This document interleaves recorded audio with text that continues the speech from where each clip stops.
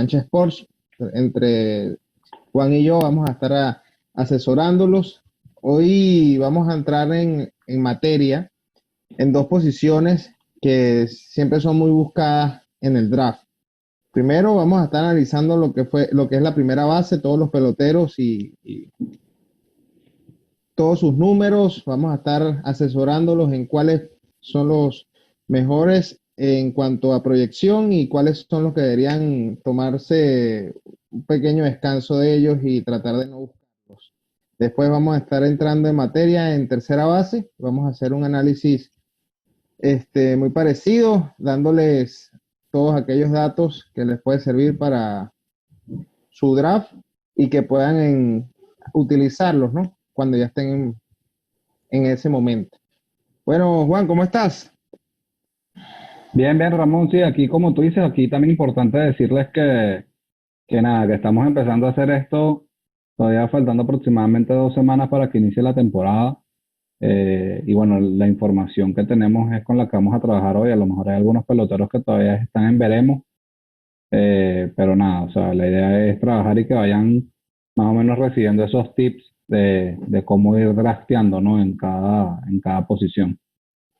Así es. Bueno, entramos en materia en primera base. Una posición que ha estado bastante complicada porque es una posición que anteriormente había una sobrepoblación de jugadores que sobresalían su poderío, todo el mundo trataba de buscarlo porque había una gran cantidad de peloteros, ¿no? Entonces, bueno, ¿qué peloteros tú has visto que puede ser interesante buscarlos en una primera o segunda ronda? No, yo creo que la posición de la primera base, pues para mí básicamente tiene tres jugadores en el top 50 para un fantasy, este, y bastante bien marcados, ¿no? Me parece que sin duda alguna en primera ronda y probablemente top 5 de todos los jugadores de un fantasy en MLB es Cody Bellinger, ¿no? Después de la temporada que tuvo el año pasado, eh, evidentemente aquí también el tema es comentarle a la gente y decirle que lo importante es tomar los jugadores de acuerdo al valor que te van a poder dar. ¿Qué quiero decir con esto? Que si yo tengo una posición, por ejemplo, en el draft que sea noveno o décimo, probablemente no voy a ver a Bellinger porque no va a llegar, pero para mí la siguiente escogencia en primera base probablemente pueda ser Freddie Freeman, a pesar de que sabemos que ha estado afectado con lo del virus y habría que analizar eso aparte. Pero en términos de rendimiento, pues sería Freddie Freeman. Pero si yo tengo un puesto 9, un puesto 10 en un draft, probablemente no voy a ir con Freeman, sino más o menos en el valor lo va a tomar en la ronda que tiene su valor, que es aproximadamente el inicio de la tercera ronda, más o menos, o al final de la segunda. Pero para completar lo que te comentaba, el tercer jugador en ese top 50 de primeras bases, que es lo único que tenemos para esa posición, es Pete Alonso. Yo creo que esos son los tres primeras bases que hay que ir a buscar si tienes el puesto en el draft correcto. Y si no puedes con ninguno de esos cinco, pues ya yo podría ir dejando para una sexta o séptima ronda buscar a jugadores un poco más abajo, tipo Max Muncy, Josh Bell, pues Goldschmidt, buscando un resurgir de Goldschmidt este año en San Luis. No sé qué piensas tú. Bueno, esta es una posición bastante interesante, porque cuando tú ves la cantidad de peloteros que están disponibles y el nivel que tiene cada uno de ellos, te hace pensar de que si no vas a comprar temprano en los que tienes disponibles, por lo menos en los cinco o seis peloteros iniciales, que pueden ser un Cody Bellinger, un Pete Alonso, un Freddie Freeman, ya después entras en un escalón un poquito más abajo, donde está Anthony Rizzo, Goldschmidt, Abreu, y llegas hasta posiblemente un Josh Bell, pero es interesante porque esos peloteros no te dan esa garantía de que van a tener un año como lo han tenido anteriormente, pero por la escasez de ese nivel de que estamos acostumbrados a ver en primera base, te obligan a apostar alto para asegurar al menos un nivel en esos cuatro o cinco peloteros que vienen en ese segundo escalón, ¿no? Entonces, es una categoría peligrosa porque no está garantizado que vas a agarrar un primera base en esos primeros 3 o 4 rondas que te va a garantizar un año de los que veníamos acostumbrados, sino que vas a tener que apostar, sobre todo porque si no agarras ahí, posiblemente después vas a tener que irte en otro escalón un poquito más abajo, donde vas a tener que aventurarte, ¿no? Y vas a tener que irte a un Juli Gurriel, un Hunter Dozier, o posiblemente pudieras apostar en un de Gile Matthew, que tiene el abanico de posiciones que incluye la primera, ¿no? Entonces, cuando tú Claro, afrontas pero un draft, LeMahieu está mucho más arriba que los otros dos que mencionaste, ¿no? O sea, porque aparte de LeMahieu lo que tú dices, que obviamente a medida que vayamos a hablar de todas las posiciones esta semana, pues vamos a nombrar a LeMahieu en muchas posiciones, porque claro, puede jugar todas. Entonces, totalmente. para mí LeMahieu es prácticamente un quinta ronda sin ningún problema, ¿no? Exactamente. Bueno, pero mi intención acá era decir que ya después de que tú dejas pasar esa primera fase, ese segundo escalón, ya empiezas a ver peloteros que no estás acostumbrado a tener una primera base, sino que ya comienzas a verlos como una opción porque no hay más nada, ¿me entiendes? Claro. Entonces, es importante que la gente se prepare y sepa a la hora de entrar en un draft de lo que se le va a presentar.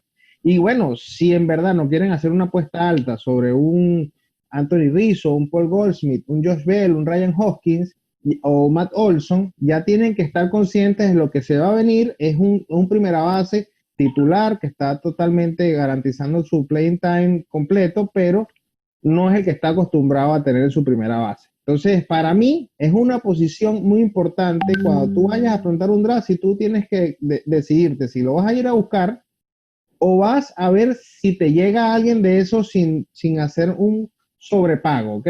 Porque Claro. si después, cuando ya se te vayan esos, ya tienes que estar consciente de que no vas a conseguirte nada del otro mundo.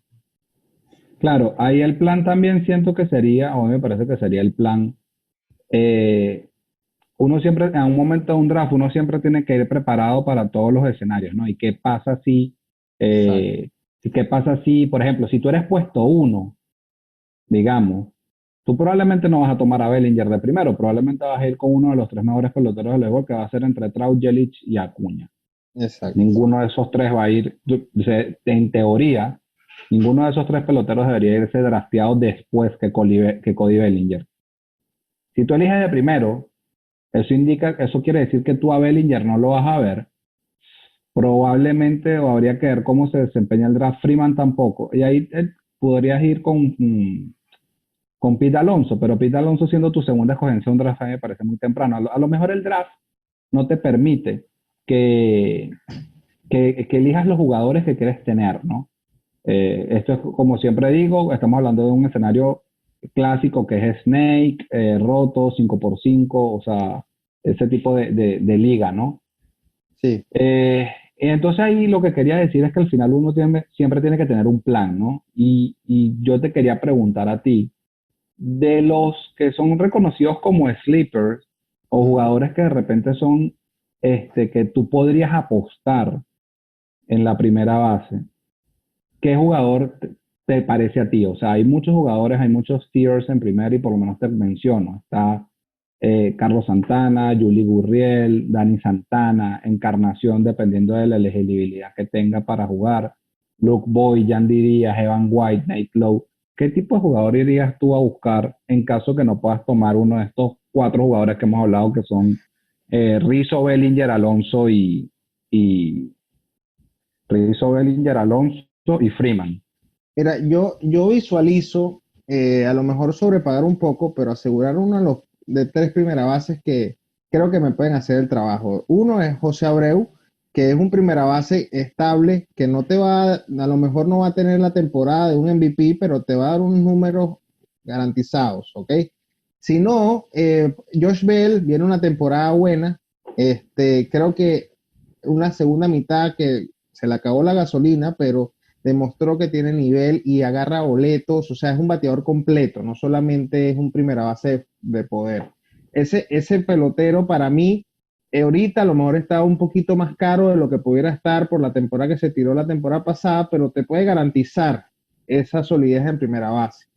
Y en caso de que no llegue a tener esos dos, a mí me gusta Carlos Santana porque es un pelotero que poco a poco ya finalmente se vio una estabilidad en cuanto al averaje, que siempre se había apostado en que tenía todos los skills para tener un averaje más alto de lo que venía dando, y finalmente el año pasado lo pudo hacer, ¿ok?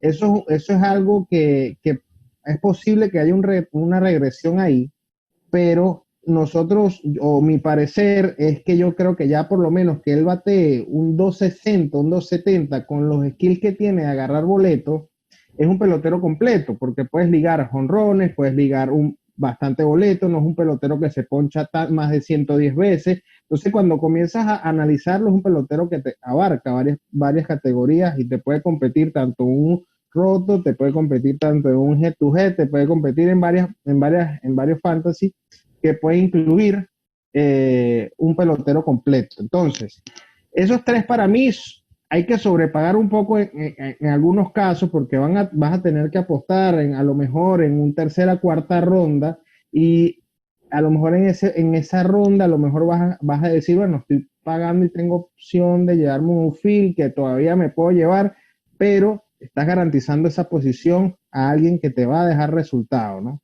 Entonces, sería mi apuesta en si tú me pones, si ya yo paso de esos tres, ya yo empiezo a ver que hay opciones que tienes que dejar como marcadas porque no puedes sobrepagar, pero te pueden llegar en una ronda más abajo, como Hunter Dozier, que es un pelotero que de verdad que está un poquito subvaluado porque yo lo tuve el año pasado y de verdad que me dejó bastante eh, me dejó mucha buena intensidad, me gustó lo que vi, ¿ok?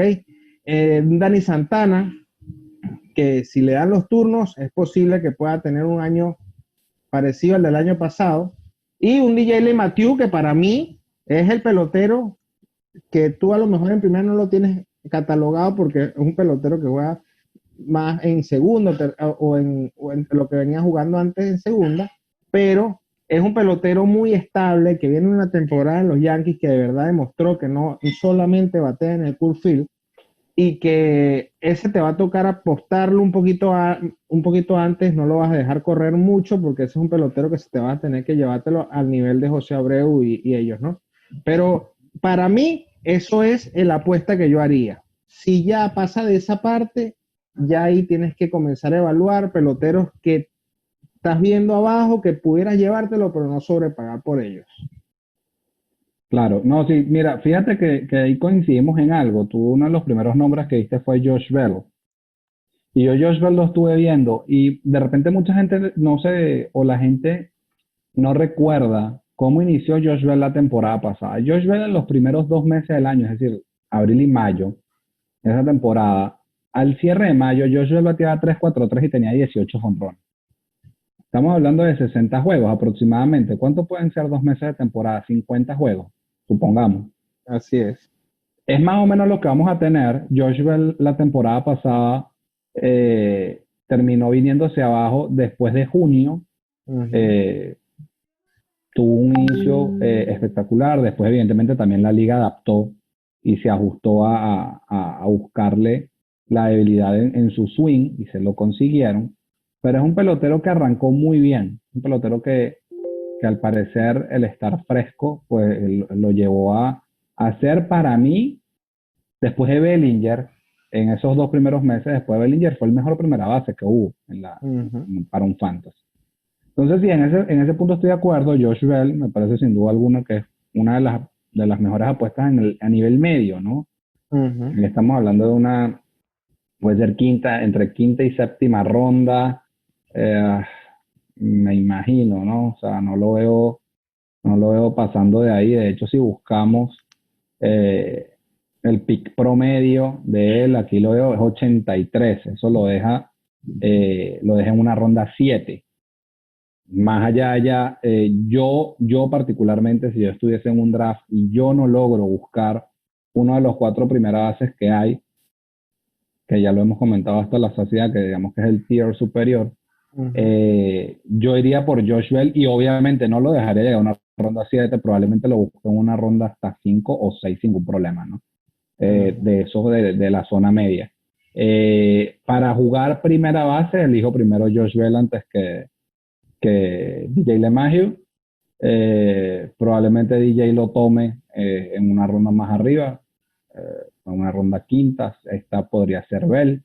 Ahí tendrías que ver cómo se va manejando el draft, ¿no? Y qué están tomando las otras personas o los otros participantes. Pero sí, de la zona media, pues me parece Bell. Eh, del siguiente tier, que es como los que mencionabas, Abreu, Santana, Carlos Santana y Dani Santana, ahí yo me iría con seguridad. Si yo voy a pagar en esa ronda por un primera base, yo me iría por seguridad.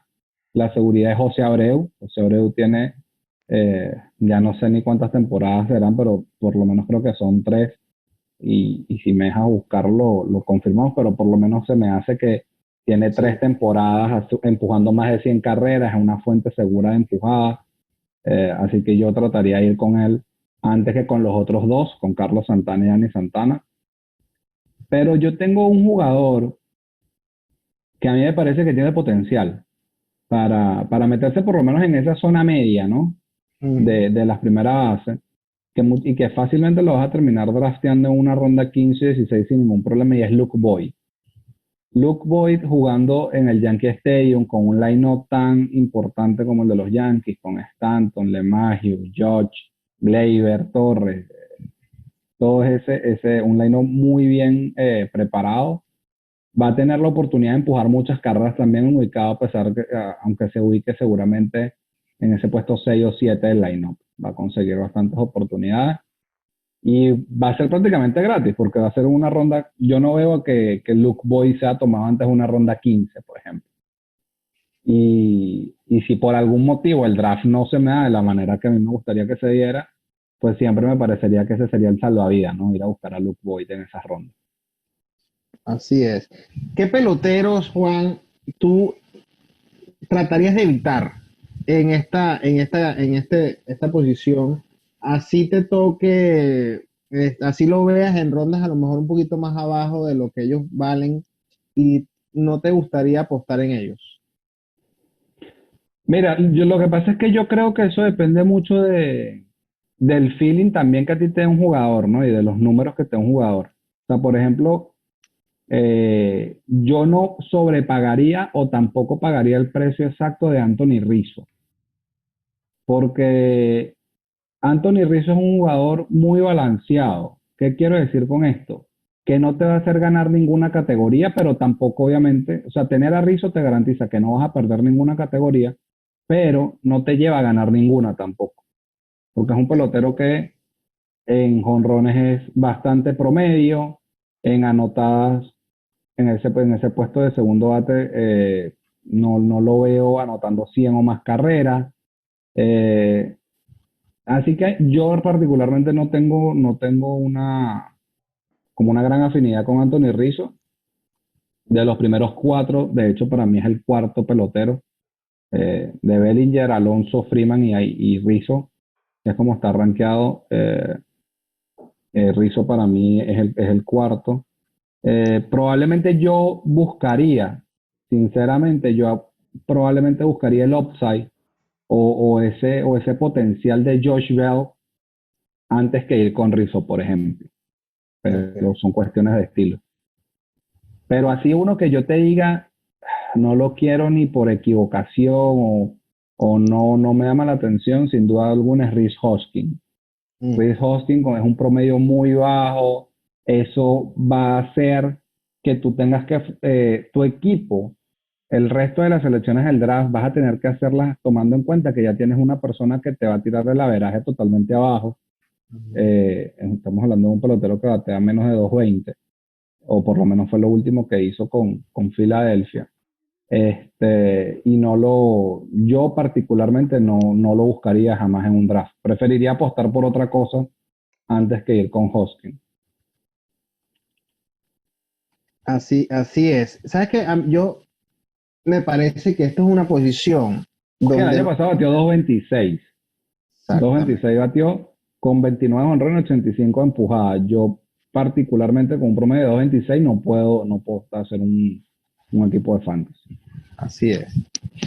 Yo lo que estaba comentando, bueno, es que esta categoría, esta posición es un poquito delicada en una temporada corta, ¿no? Porque son peloteros de fuerza, la mayoría, donde esos peloteros se tardan un poco en arrancar y ahí es donde empiezan los problemas, porque es una temporada corta, donde prácticamente no tienes ese espacio para calentarte.